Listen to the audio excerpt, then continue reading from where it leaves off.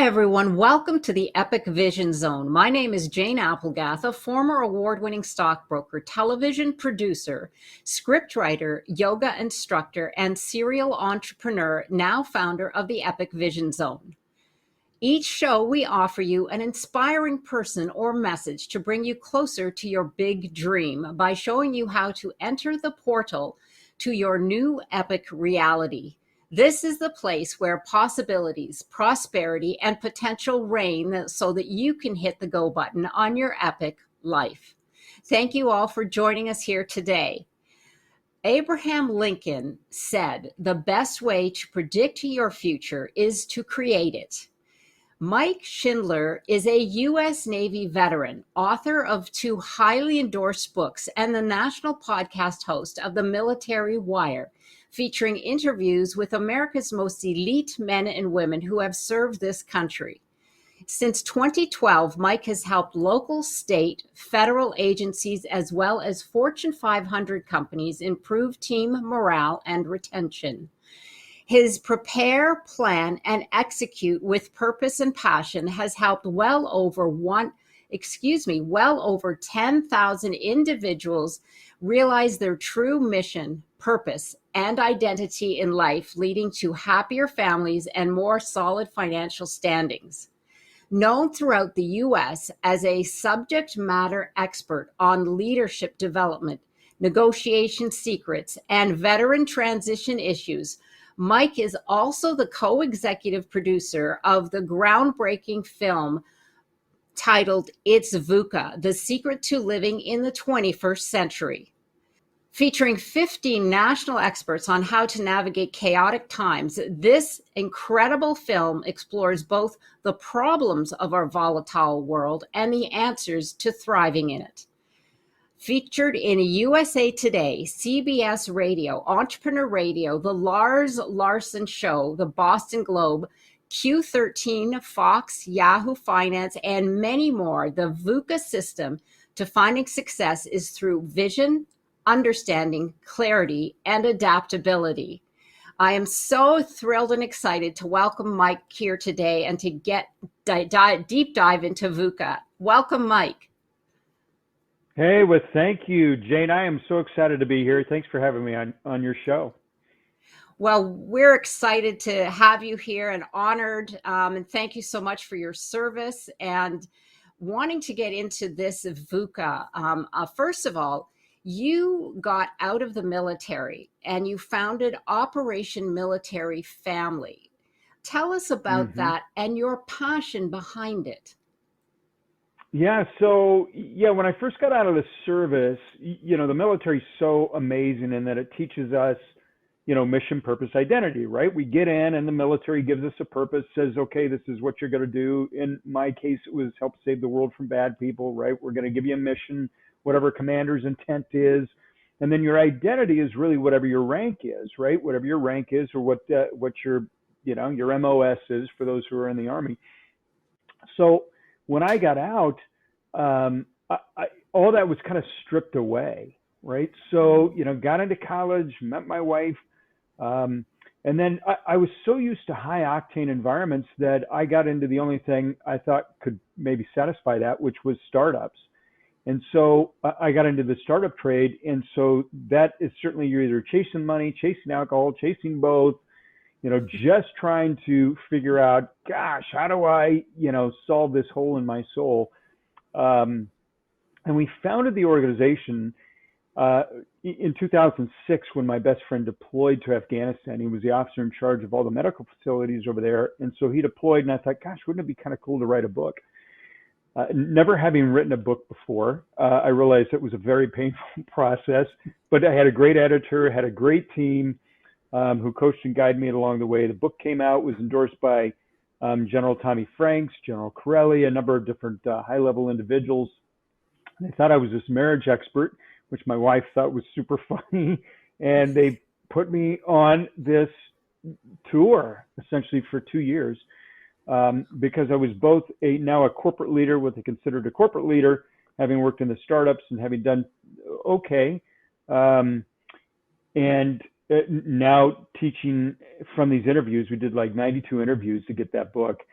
And we found best practices, and we put those best practices in that first book, Operation Military Family, how military couples are fighting to preserve their marriages. And so then we started doing tours around the country on just working on keeping families strong, because we figured if we keep the family strong, the nation's strong. And then the organization kind of evolved over that. So pretty amazing experience. Wow, that is so beautiful, that you found that through, different stops and starts. I mean, it's interesting because really most of us don't have a clear path. It's a zigzag, but we use those tools and what we've learned to put into other things, which of course we'll get into VUCA shortly. But I just found that fascinating, that story of how, you didn't just jump out of the military or your service and then find your calling, but you needed that adrenaline and you needed that purpose, which is what the service gives individuals. And I never thought of that, being in the military, that it does give you a purpose, something to aim for. So interestingly enough, that leads right into our next question, which is, you said earlier to me that when you know what it means to be me, it changes everything. And that just touched my soul, because that is such an amazing and such a powerful statement. Give us some insight into what that means to you and how it transforms a person. Yeah, so when you know what it means to be you, right, it changes the world, and it changes the world in this way. And I think many of us struggle. People will oftentimes say, "Geez, you've co-executive produced a movie, you were in a movie, you've written books, you've helped over 10,000 people. How did you get there? You must get lucky, right?" That is through failing forward, right? Continually failing forward is this whole principle of never giving up, right? So for me, when I say when you know yourself, you only really know yourself when you're in the pit, when you're walking through the mud, when you're going through, it's easy, I say it this way, it's easy for people to have faith when your world's in good order, right? So it's really to have faith and trust when your world's in good order and everything, the bill and everything's looking good. But you suddenly really discover who you are in the muddy moments of your life. And, we had muddy moments. We had moments where, when I was developing the nonprofit and I was still contracting and I was in the startups, we had an amazing event hit in 2008, if most people remember that. And that was the big housing crisis, right? Yeah. Well, gosh, my primary investment was in the real estate software development industry. But what took a big hit? The real estate market, which means that our software company just flatlined, and we lost a fortune. And we were able to survive that, but it was then moving through that and then getting into government contracting and pivoting and starting to make great money again. But I was on the road all the time. I was essentially deployed away from my family for 10 months and making tremendous money, but also drinking a lot, right? Because I didn't know who I was. And I was like, man, I'm just, I'm making money. I'm trying to satisfy this. I'm doing this. But then sequestration happened. And 4 out of our 5 contracts got indefinite suspensions. And so now what, right? Now I'm featured in these magazines, or I'm on, USA Today, and we're making all this amazing stuff, but I'm coming home and I'm like, man, all my contracts are gone. I'm sitting at home. I've got a certain amount of money saved. We can navigate this. But there was a point we couldn't navigate it. And Jane, there's no feeling like driving up to your house that's got crown molding, a pool in the backyard. You see tailored grass, everything else, and you see a yellow notice on your door that says you're being evicted. Mortgage company, they're coming after you, right? And thinking I'm an absolute failure. But in the eyes of the world, gosh, so lucky to be you, right? And in those pit moments when we're packing boxes and we're moving everything into a moving van, and I got all my friends helping me, and my wife is devastated, right? Because I'm following my dream, following my passion, and it seems like the whole world's ending. We find this house, and it was an old drug house. And I'd spend 2 weeks just cleaning it up and peeling wallpaper off, and and people are like, yeah, but then you're on stages. And I'm like, yeah, and I was on stages having to motivate people, and every time I was motivating them, I was motivating me, and I was learning the same things that they were. I was just the conduit. So everything that we teach, everything that we preach, as some people say, are things that we do. Why do we do it? Because we grow from it. We learn from it. We've developed and figured out what works and what doesn't work. And it was only through those experiences, Jane, that I learned who I was. It was in the pit. It was in that dark moment when I had $14 in my pocket and I'm meeting some guy, and this guy, Jim, who's one of my best friends to this day, changed my life. And that $14 helped us raise over $2.5 million and put us back on the map, and amazing things happened from that. And it hasn't always been easy, but you know what? When the vision is big, the circumstances don't matter, because your happiness isn't based on things. Okay, your happiness is based on who are you at your core. Right. Wow. That is so incredible, Mike. Thank you for sharing that. When your vision is big, the circumstances don't matter. So incredible. I can see this passion coming through now for what you're doing today. And we're going to get into that very shortly. But and I feel you, because we went through the same thing. And I'm sure many individuals listening in on this went through and experienced that in '08. It was the crash of the world. I mean, it was really, really. We actually, just to share a little insight, we packed up and had to move back to Canada because we're originally from Toronto. And my husband was in the luxury construction home business. So much like yourself, it was like crickets. It was so surreal. It was really like a movie. Everything just, one day it was boomtown, the next day it was nothing. You know, it was like companies, it wasn't just the laborers. It was the door manufacturers, the window manufacturers, the speculative builders who had tons of loans with the banks. They just came in and shut them down. And and the only place we could get work was in Canada, because Canada was one of the few. But so it was like, woof.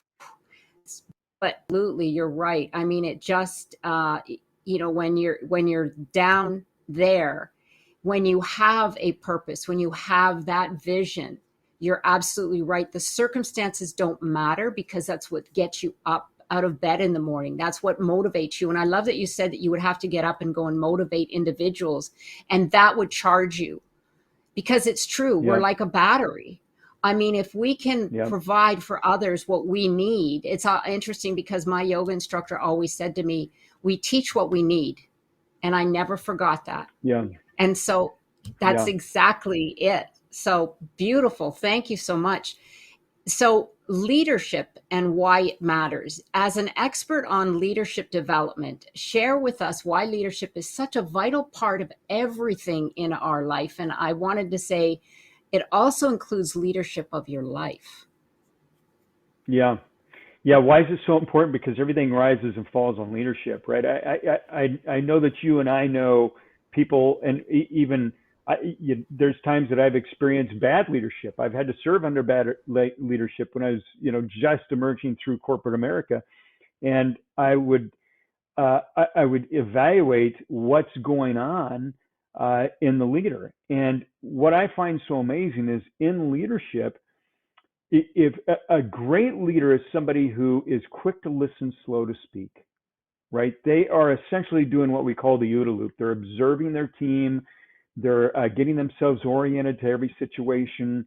They're making decisions based on what they know, what they observe, and then they're acting on those decisions. And all through that, they're empowering their team. And so we have a great leader is a leader who trains their team and then trusts their team. And that's everything, I believe, Jane, rises and falls on leadership. So people need to spend and invest time on becoming better leaders. Because when you become a better leader, the whole world's improved. Your environment, your personal life. And when I say leadership, it's just not in corporate. It's just not in corporate world, right? Like we've got 2 daughters, and we have to lead. We have to lead by example. What example are we setting? So leadership is critical, I believe, and not enough. And sometimes people read a book and they go, I've got it nailed. I'm a perfect leader. Leadership happens in those dark moments, right? Leadership it's one of the reasons why we made the film, is because we wanted to say, no, you really discover who you are as a leader when you're faced with a ton of chaos, a ton of uncertainty, a ton of just, what if I make the wrong decision?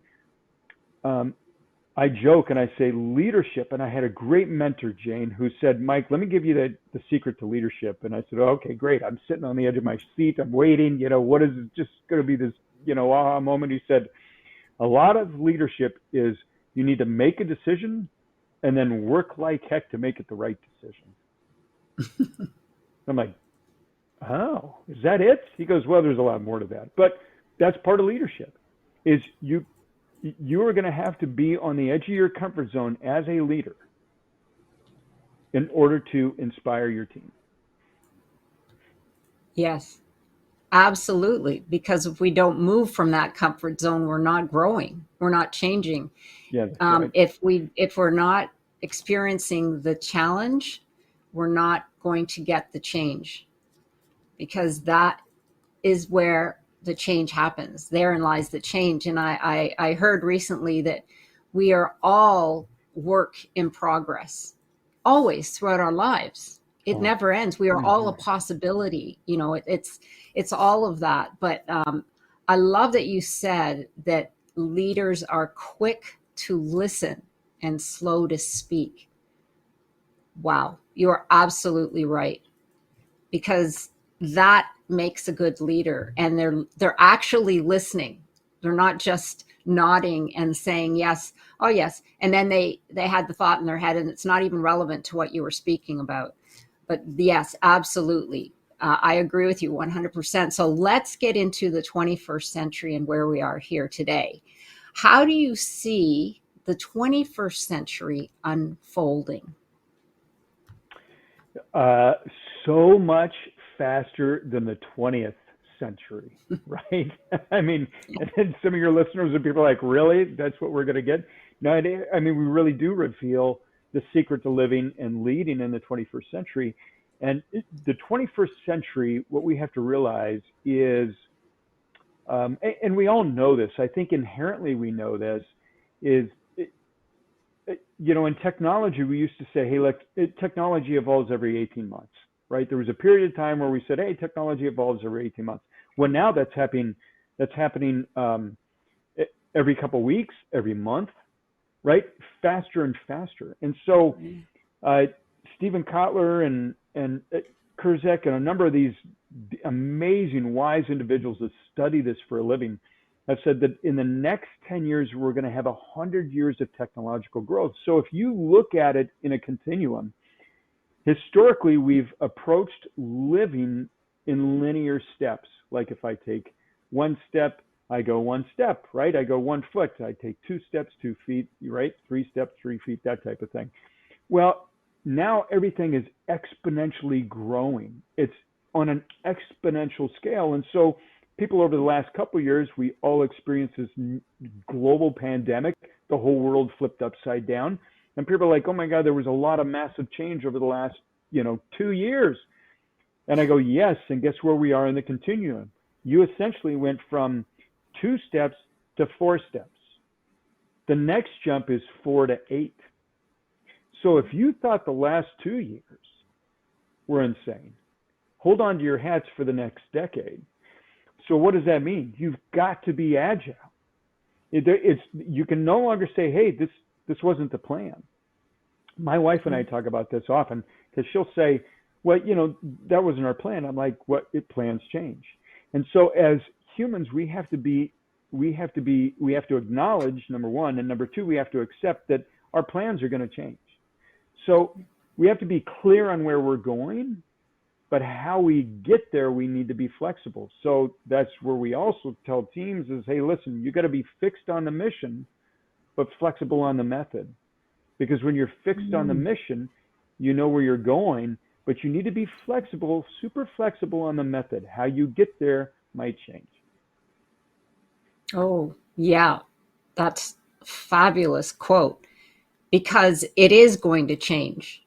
I mean, really, in today's world, it is, we get bombarded with one thing after another. And of course, this is where we get into VUCA and perspective. But absolutely, if you're not flexible, you're going to break or you'll be left behind, one or the other. But it's not going to be applicable, because when you cannot use that model. The old model was more based on predictability, but now we're living in an unpredictable world.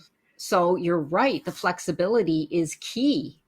And this is where VUCA comes into play. So what is VUCA, and how did it become the inspiration for your groundbreaking film? Yeah. So what is VUCA? So the story behind this is Chris Nolan and I, he's a 3-time Emmy award-winning producer, writer out of Hollywood. He and I were working on this documentary, co-writing it, storyboarding it. We really hadn't gotten very far into it, called The War Within, which was going to explore the internal and external battles that veterans face when they get out, right? So what are the external deals and what are the internals? And then when COVID hit, the whole world changed, as we talked about. Everybody's schedules, like people would wake up and like, our kids aren't going to school, and now they're going to school on a computer, or our vacation plans have changed, or I can't go to certain places because they're closed. The whole world had flipped. So Chris had called me. I was on my way with my family to Utah, and Chris called me and said, hey, listen, we need to do it on VUCA. And my experience in the Navy, I had never learned the term VUCA while I was in. And what's interesting is it's an Army War College term that was coined in '87 at the fall of the Soviet Union. When that was falling, they said it's going to be very volatile times, it's going to be very uncertain times, it's going to be very complex times, and it's going to be ambiguous. And the military loves acronyms, and they said, okay, we're going to call it VUCA. And so Chris said, we got to do it on VUCA. And I said, well, sure, because we're living right in it. And that prompted us to just find some of the best thought leaders who were familiar with the term. And we started with General Casey, who teaches it at Cornell. Phenomenal teacher of it. He was the 36th Chief of Staff of the Army. He had gotten out, and he took my call, and he invited me out, and we interviewed him, and he kind of kicked off the film for us. So when you watch the documentary, you'll see he's one of the first people that are on there. And we said, VUCA, really the way to navigate VUCA, these uncertain times, which I believe all your audience has experienced.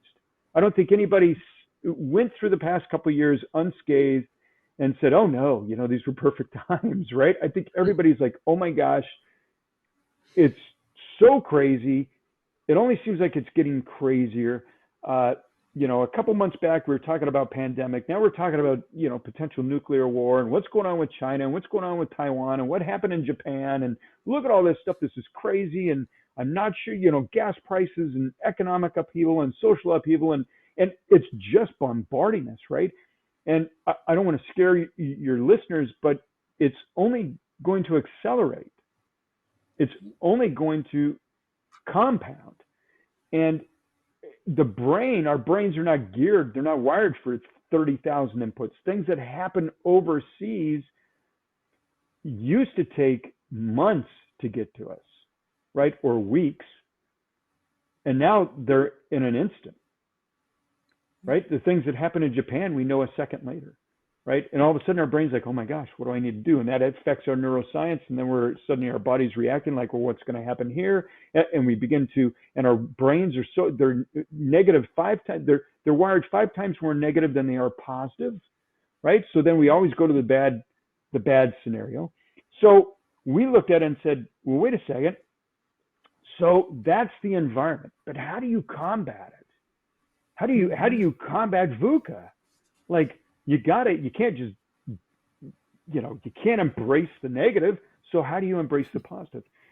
And what the cool part is, Bob Johansen coined this years ago, is he said, well, how you combat VUCA is with VUCA. And we're like, oh, okay. Well, that's vision, understanding, clarity, and adaptability. So have a yin and a yang, right? So you have a positive and a negative. And so when it's very volatile, that's where you have to focus on vision. I understand the situation is really volatile, but I got to focus on vision, okay? Well, it's uncertain, I know. So how do I gain understanding in the uncertainty, right? Well, it's complex. I know, but complex situations, you can break them down so you gain clarity, okay? And if it's ambiguous, that's okay. You just have to be adaptable. You've got to be agile. You got to work through it. And that's why we say when the vision is big, okay, the circumstances don't matter, but clarity is key. Clarity only happens when you have clear vision. So we tracked down, and I think it's actually 17 leaders that we have in that film, where we said, okay, we're going to tell the story of VUCA because we want to give people hope, but just beyond hope, we want to do more than just deliver hope. We want to give you a practical, tactical way that you can navigate this 21st century, because 20th century thinking is not going to solve 21st century problems. No, absolutely. And what I like to call it is the new era of leadership, because it's... Yeah, I love that. Yeah, it really is, because that's where we're headed. We're headed into uncharted water, basically, in every, in industry, in life, in science, in the world powers. We're headed into uncharted waters.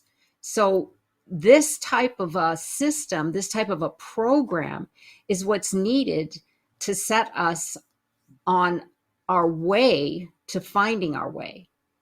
As funny as that sounds, because like you said, you might have the vision, but you've got to be flexible to change that course if it requires it. And believe me, like, it's going to change. The course is going to change, but that doesn't mean the end goal is going to change. So I absolutely love this. And it is so powerful, because all of us are going to need a map, for lack of a better word, because a map is it gets you from A to B, but this map is basically a blank sheet of paper. I mean, that's what we're facing today in the 21st century. Here's your map. Now we're going to start here, but as we go along through our life, it's going to change. So yeah, it's got to be a new kind of map, the virtual map. Oh, totally. And Jane, and sometimes people think that's really scary, but I'm like, wait a second, you're a human. Like, this is ingrained in your DNA. We've just been so comfortable these last 50, 60, 70, 80 years that we've not really had to tap that pioneer spirit. So if you think about it, people used to pioneer all the time, right? They would come from Europe to this new land, and they go from Texas to Oklahoma, and that was a journey because they didn't know what was in the way, right? They had no idea what they were going to experience. I remember taking a trip down to Tombstone. They're in Arizona, and what's interesting is Wyatt Earp and I have the same birthday, and so I was totally fascinated by his character, and I was like, oh my gosh, this is amazing. And so I'm thinking, as I'm leaving Tombstone, driving out, and I'm thinking, man, he ended up in Alaska, which means that he got on his horse and he rode until he got to the boat, right? And he's riding across desert, and every day is a new day, right? But he's like, he doesn't know what he's going to face that next day. And see, we've been so used to predictability in our lives that we've not had to tap that human spirit of, wait a second, you're capable of this. Mark Devine says it beautifully. He says, listen, we have gotten so soft, we don't realize that we are 25 times more capable than we think we are. And it's so true. We really are, that we have a breakthrough moment, and we call those micro wins, and we're celebrating. But if we looked at like our grandparents, or if I looked at my grandparents, they lived through the Great Depression, and I'm thinking, oh my gosh, you guys did that? if somebody went through that today, it would be like, oh my gosh, that's so inhumane. And I'm like, the whole country was living this way. And they weren't complaining. They were getting up. They were doing their part. They were helping out other people. That's the human spirit that we have to tap, is understand that, number one, you are capable. You are far more capable than you think. And when you get the right mentorship around your life, it's amazing. You might actually be the one that helps lead us into the golden era. You might have a different Kennedy moment. We're on the brink of global war, right? The Cuban Missile Crisis, the whole world's freaking out, which sounds pretty similar. And Kennedy, in his brilliance, said, you know what? We're going to put a man on the moon. And the whole world went, oh, that's amazing. Well, yes. And suddenly they kind of forgot that, we had this little Bay of Pigs thing and things going on over here. And Kennedy's like, no, we're going to put a man on the moon. Why? He was brilliant in that he cast vision. Right. And that's what we need to do in our families. We need to cast vision for our families. We need to cast vision for our community. We need to cast vision for our teams. And then we need to put the work behind it. It's not enough to just be a vision caster. Now you have to do the work to help them execute on it.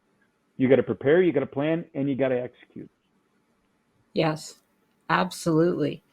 Wow, that was fantastic. You are absolutely right, Mike. I had not thought of that, but we have lost our pioneering spirit. And it's because we live in a comfort zone for the last 15 years. We've been living in a comfort zone.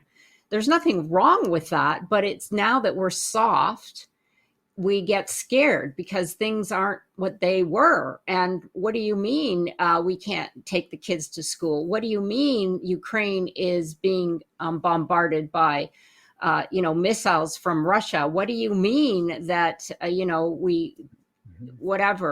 gas is going through the roof? And yeah, pioneering spirit. This is what they did. You're right. They would take their horses and their I want to say buggies, but it's not buggies. Like it's a word. It's wagons and Yes, they're wagons. Yeah. Thank you. They're wagons. Yeah. And they would just head out into the unknown. I mean, it's like, totally. with the threat of Indians and disease and goodness knows what else, but there were thousands of them, and thank goodness for that. But you're right. Oh my gosh, that was a great way to put it. I love that. So we are pioneering our way through the 21st century. Yes. Let's all get our cowboy boots on. It's true, but the cool part is we have more technology at our fingertips than ever before, right? I mean, this cell phone here has more technology than what put the man on the moon, essentially, which is amazing. So when people are like, well, I'm not sure how we're going to do it, or I'm stuck, there's no reason to be stuck except you're scared. And it's okay to be scared, but that's courage. So courage is not saying no to fear, right? And O to fear. Courage is saying no fear and keep going. And what I mean by that is KNOW, fear. No fear and keep going. It's moving off that X, your X being your comfort zone, and saying, no, you know what? I need to get going. I need to make this change. And I don't care if it's a personal change. I don't care if it's a professional change. I don't care if you're like, listen, I need to lose 10 pounds. Okay, then do it. Well, I'm afraid to give this up, or I'm afraid to do this, or what will people think? Who cares? This is the point of the pioneering spirit, is we need to be pioneers.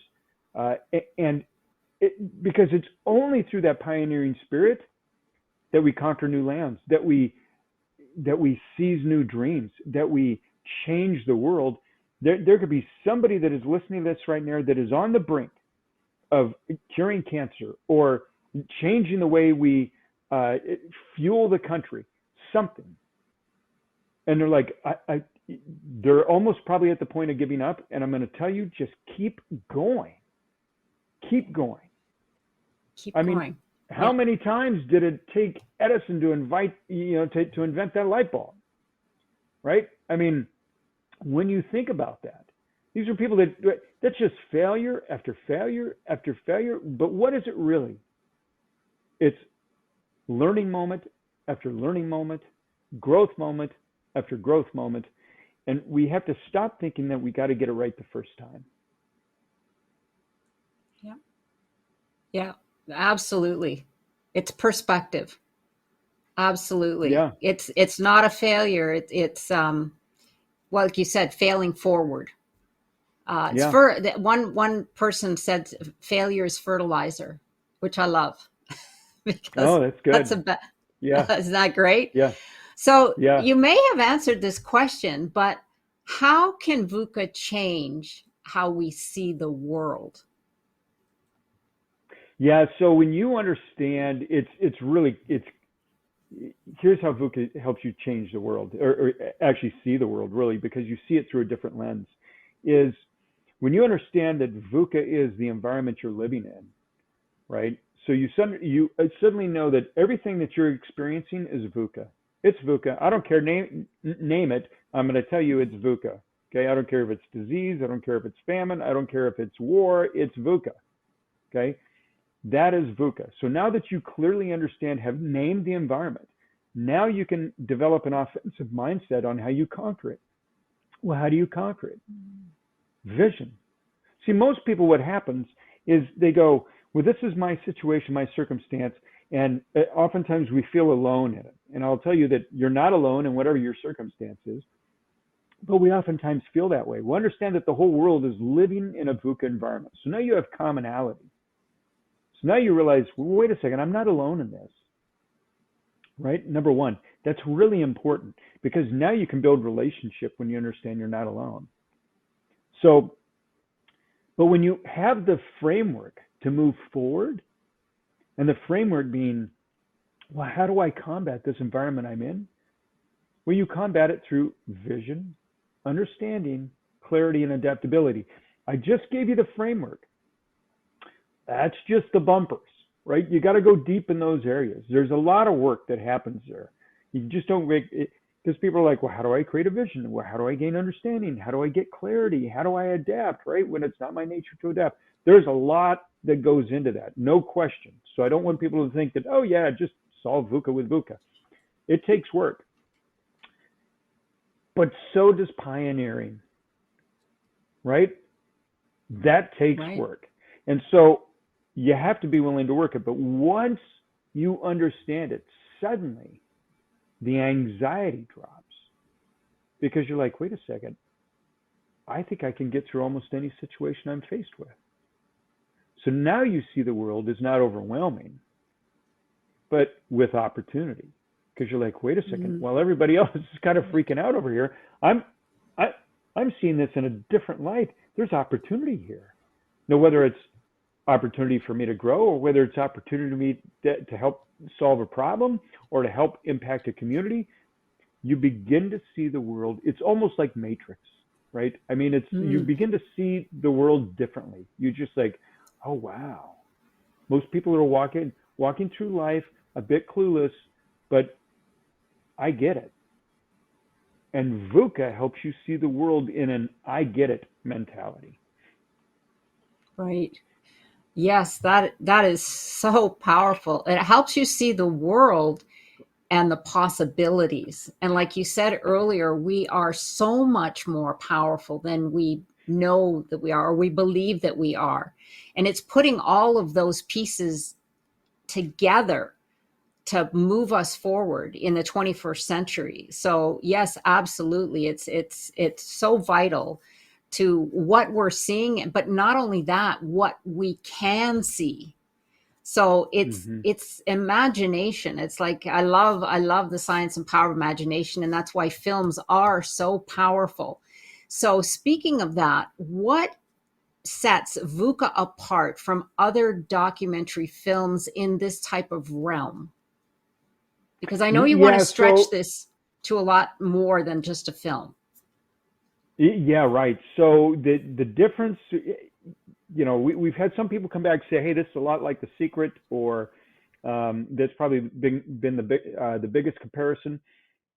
And we say what's interesting about this film is, number one, it is based on proven methodologies that some of the most successful corporations have exercised, and certainly battle tested through our military exercises. So, number one, it's rooted in not just and I don't want to call it foo-foo, but it's really rooted in science, and it's also rooted in proven methodologies.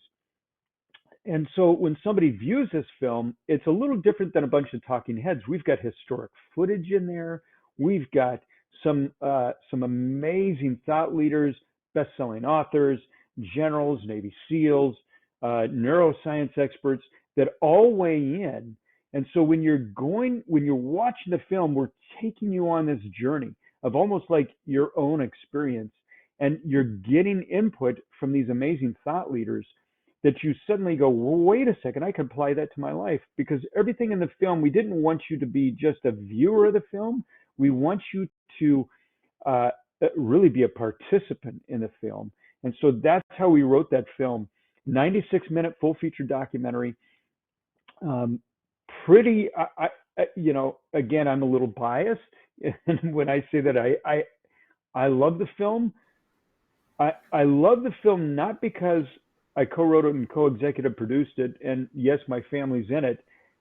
I love it because when I watch it again, I'm learning from it. And that's the power of a film, I believe. There's some entertainment film, and then there's some educational film. This is what we call, it's edu-entertaining, I think is what Chris calls it. Like, it's educational and entertaining at the same time. And it's one of those things that you could watch, and as soon as you get done watching, you go, yeah, I know how the film ends, but I got to go back and watch this again because I really need to lean into this one section, right? So I mean, I know everybody says their films are different. I would say that this one's different. Yeah, no, it really is. I've watched it, and I had a pad of paper, and I just took notes and notes.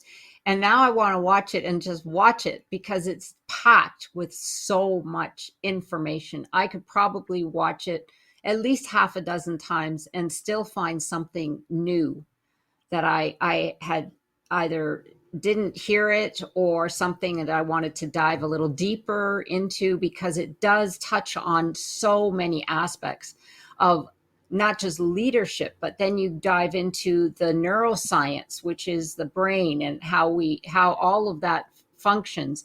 And then you dive into what to expect in the future and how fast things are moving. And and you've woven it all beautifully with the stories of your family and et cetera, et cetera. So it gives it that feeling of reality. But yes, it is on its own. It basically isn't a category all to itself, I believe. I mean, like you said, it is an educational film. It's a documentary, and it also has those experts that come in. So I just absolutely love it. And I have to watch it many more times now.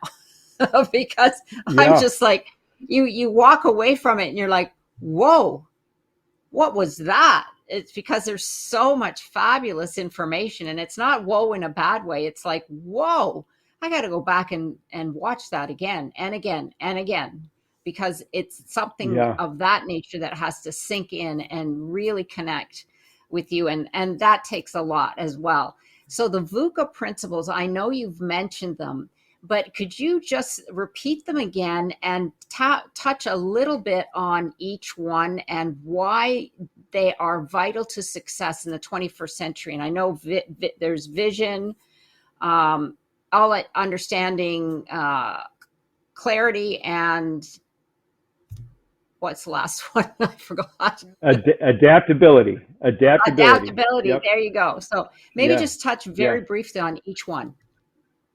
Yeah, so there's positive and negative, right? So the negative side of VUCA, what we call the negative side of VUCA, which is volatility, uncertainty, complexity, ambiguity. That's what we call external forces.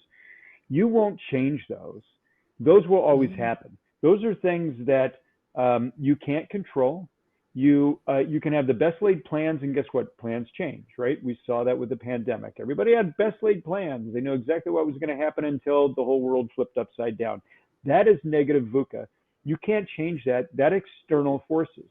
What happens is most people spend so much time, energy, effort gives so much attention to the external. Oh my gosh, this is happening. Oh my gosh, this is happening. That's right. You name it, right? Most people are locked into what we call below the VUCA line. Okay, negative VUCA, external. Okay, can't change it. I can train for the unexpected. I can plan for the unexpected, but I don't know when the unexpected is going to happen, right? The positive side of VUCA is vision, understanding, clarity, and adaptability. Okay, vision. What is the vision for your life? Okay, most people spend a gob of time planning a 2-week vacation when if I ask them, what does your best year look like, personally and professionally, I get a look like, I've never been asked that question. And I'm like, I know, but you have to start there, right? So you've got to have a vision for your life. What type of impact do you want to have? What type of, what legacy are you going to leave behind? Or are you just showing up every day and just, one more day? Okay. We've heard people say this before. Oh, just another day. Well, no, if you're here, there's another day of opportunity, impact, influence, aspiration. Okay. So vision is so key. What is the vision? And understanding when you create vision, all of a sudden you begin to go, how do I understand my situation so it promotes or gets me clearer or moves me closer to my vision? Okay. Then now all of a sudden you have a kind of an action plan, right? And then things are still volatile, right? They're still uncertain. They're pretty complex, but through these situations, you're still dealing with those external forces. You're gaining clarity because you're like, wait a second, how do I gain clarity? This is upside down, but how do I get a clear path through it so that I can accomplish what? My vision, right? And I need to adapt. Okay, here's my plan. Oh, that's not going to work. General Casey says there's 2 types of plans that might work and plans that don't work. And so if you approach this 21st century with that idea that, listen, I can have a plan. It's important to have a plan. Write it down. Okay, in the Navy, we'd say we'd have a napkin plan, okay, which means that we'd write out our plan, understanding clearly that 80% of it would probably fail, 20% would probably work. We just weren't sure which 80% would fail or which 20% would work. So we had to be very adaptable. We had to be agile. And that's what we have to be as humans today as we pioneer through this 21st century, because there's endless opportunity, endless. I mean, the things that we have on the horizon and the things that are present in present day are things that we've never had even a decade ago, even 5 years ago. Right. And you have that, we have that at our fingertips. And now it's important for you to cast a vision and then begin to put some meat behind it. Yeah, thank you. That was beautiful. Just really lays it out. And of course, like you said, there's so much depth to each one of those principles. But just giving people an idea of where to start and how they can unfold this incredible VUCA program or principles, it really gives them something to look forward to, because that's really, I believe, what leads us in our life is having that mission, having that vision. I always say to people, what do you want the next year to feel like? Because the feelings are our energy, and you start there. Because if they can feel into what they want, then they can visualize what they want.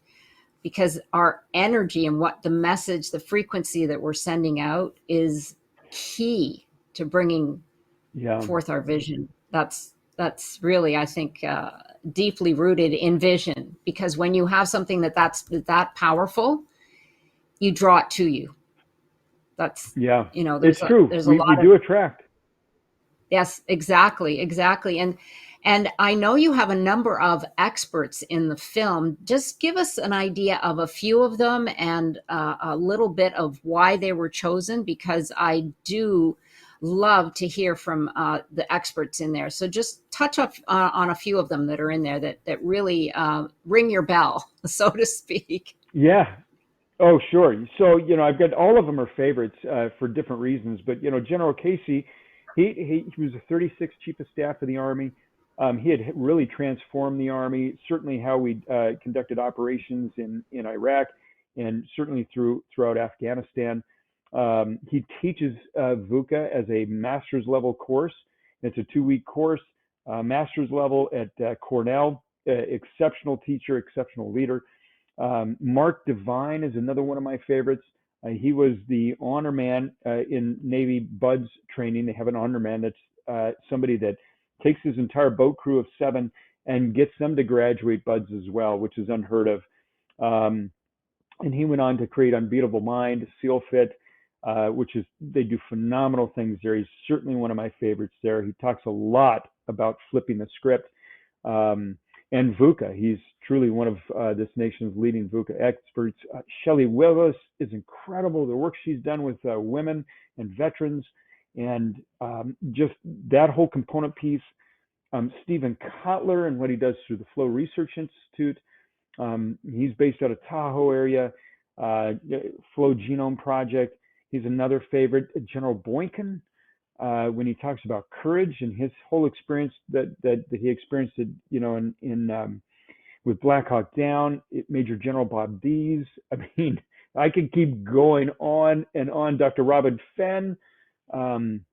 And what she does with cognitive, behavioral health and the importance of our health, our mental health. And, Rayut, she was IDF, Rayut, she, female who served in the Israeli Defense Force, right? And now she's one of the leading neuroscience experts out there.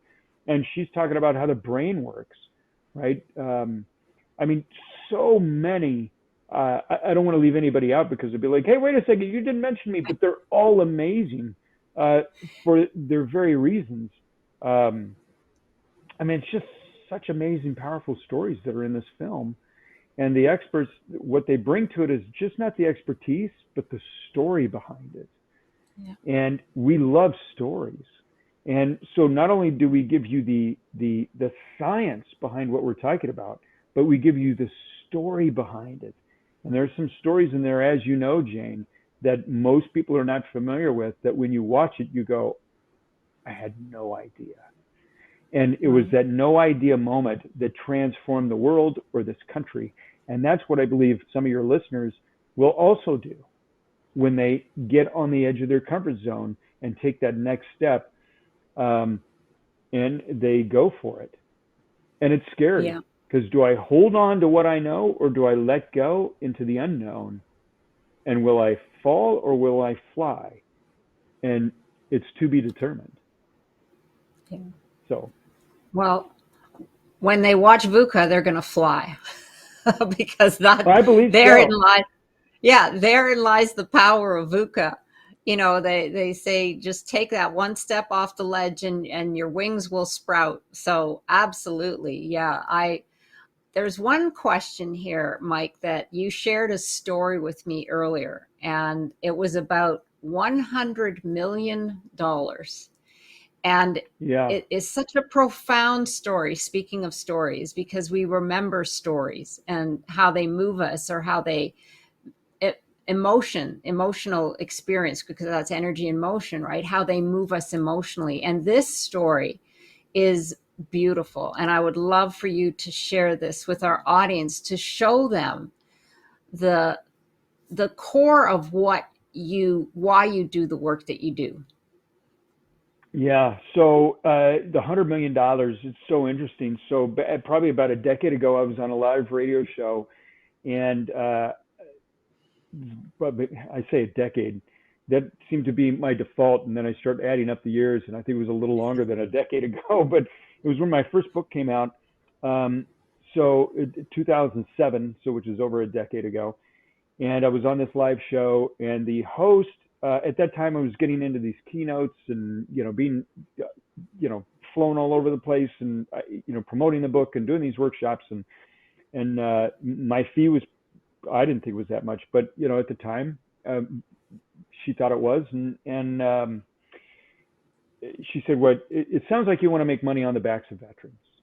And my dad taught me something pretty profound for me. He says, anytime you get into a situation where you want to be defensive, change that to be curious. And so it took me years to develop that, but I became curious with that question, or that charge, essentially. And she said, well, how much, it sounds like, you want to make money off the backs of veterans. And I said, well, that's interesting, since I am one. And I was getting ready to say, walk me through that. But she cut me off and said, well, how much money do you want to make? And, Jane, I was kind of new to this whole thing, right? I knew how much money I had made, but I'd never put a number on it. And without even hesitating, it was like this Holy Spirit moment for me that she said, well, how much money do you want to make? And I said, $100 million. Like, it was like this response that just, I blurted out. And I'm thinking, oh my gosh, $100 million. And she goes, $100 million. And I went, yes, $1 for every life we impact. And it changed the whole conversation, because it was actually very educational for me too, was that I'm really about impact. Now, if I take anybody that we've ever trained or coached over the years and they only charge them $1, they would not put any effort, energy into it, right? Because they don't value it. Because you can go down and I was going to say you get a cup of coffee for $1. I don't even know if you can do that anymore. But it's we put value into the things that we pay for. But the whole point of that story was $100 million, $1 for every life I impact, right? And it's about impact. And when you begin to make the money, you begin to have greater influence. You begin to have more opportunity. You begin to change lives in a different, profound way. And I think people should really embrace that. Is what's your impact going to be? Right. And yes, I've never forgotten that, $100 million. And so I have it up. I have it right here. I actually have it on one of my screens. If your audience doesn't believe me, I'll take it right down, but it's right here. If you can see it. Okay. Yeah. Yeah. See it. Oh, that's right. There. No, yeah. The other way. Yeah. The other way. Nope. Other way. The other way. There. That's it. There. That's it. Yeah. Yeah. Wow. Right there. Yeah. Yeah. Impact so is so. Yeah. It's so vital, but it's also it shows to me, what it shows is that this VUCA is really how you are going to impact and influence all those lives, because that is the movement. And when you can produce a movement, that's when you make the change, right? Yeah, it's true. There will be people that are part of this project, this movement, as you call it, that will influence and impact lives that I will never know, but they will do it, as we say, plant seeds, right? You plant seeds and inspire others. And when you can inspire others, they will impact others that you never meet and never know. But it's through that, it's that ripple effect that we will change lives together. And I truly believe, what my team knows this, we have this saying, one team, one fight. It is, we are better and stronger together. And when we can team as leaders and inspire other leaders and this next generation that's coming up, we will change the world.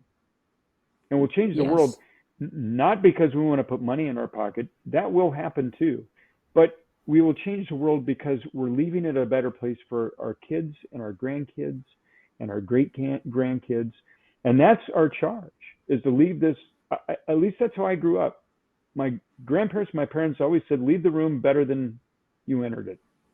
And that's the same for our planet, is we need to leave this planet better, right, than we entered it. And we've got some work to do, but there's going to be opportunities to do it. Yes, absolutely. It's very exciting. And so tell our audience, Mike, how they can gain access to VUCA.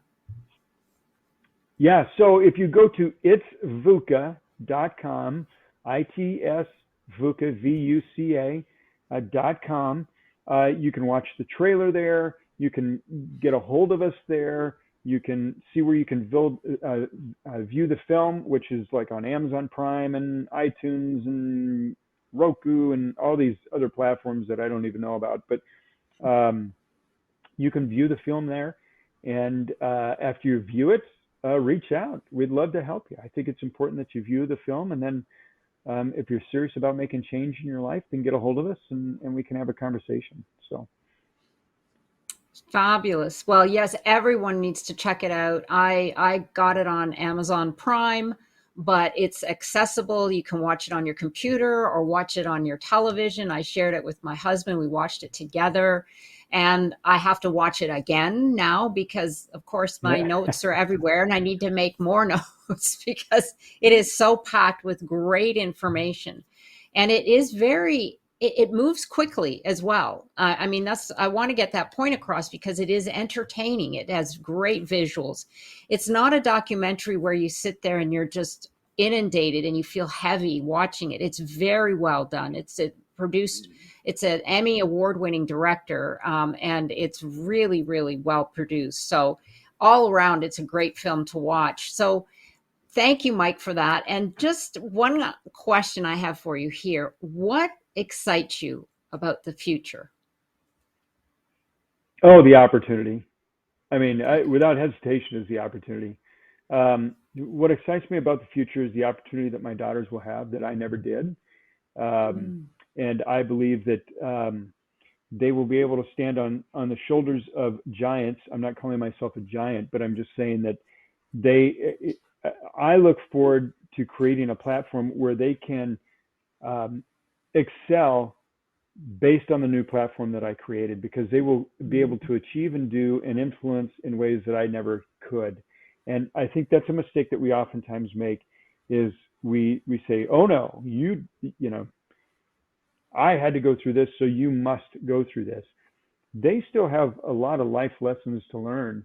But as a parent and as a leader, I believe that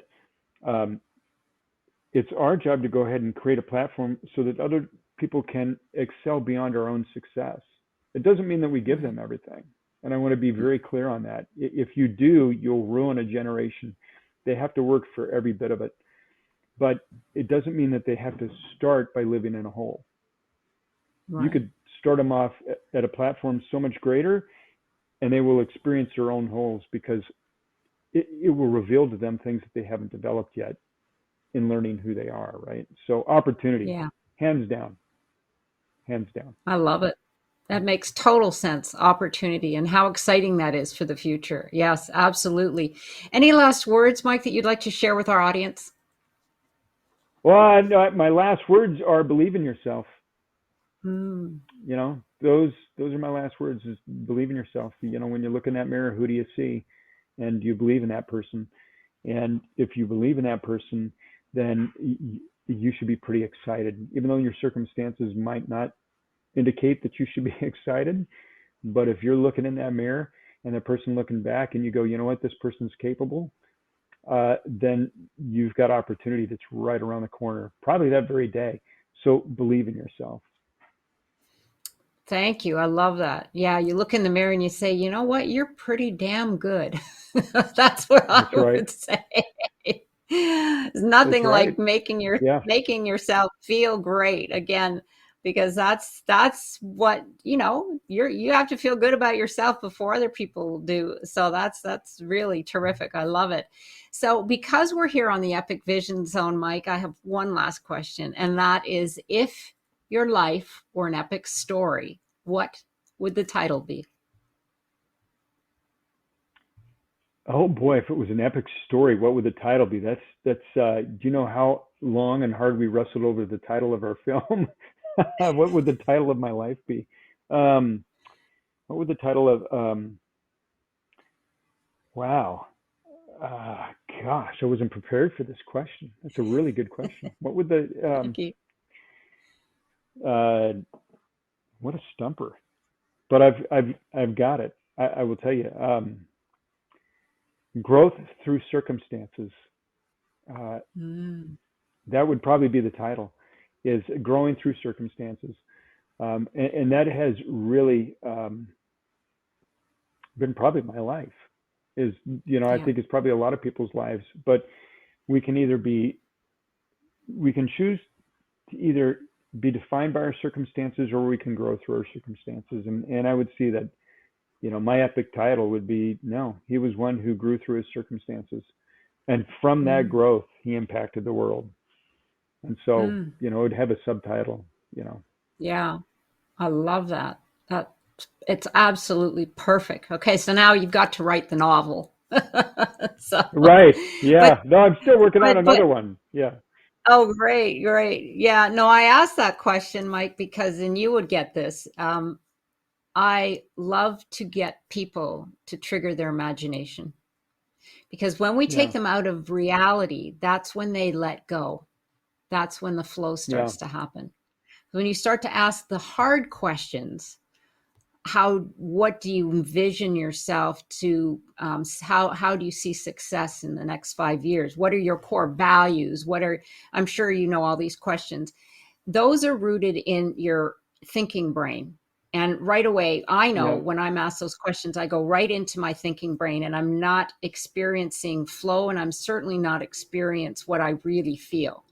So I ask questions that actually get people to move into their imagination so that it becomes something that's external, but it makes them Yeah. start to understand the power of that. So, Yeah. yeah, It's I brilliant. just I love it. thank you. Thank you. I have so many individuals like yourself, and I'll ask them, and they're like, oh, wow, that's a great question. Yeah. I'm not sure, but it's terrific. I love it. Thank you so much, Mike, for joining us here today and being a part of the show. Everyone, be sure to check out VUCA. All of the website information will be available on the Epic Vision Zone bio pages. You can also retrieve it at the website itsvuca.com. That's VUCA. And connect with Mike. We'll have all of his, he's got the Facebook, Instagram, LinkedIn, all of the social media platforms, and Twitter as well. And you can find his contact information. It will be available on our pages. And be sure to connect with me on Instagram at Jane Applegath. And don't forget to reach out to me at janeapplegath.com, where you can gain access to your free download of the Keys to Your Dreams. Looking forward to connecting with you soon. This is the Epic Vision Zone, transforming your dreams into epic success.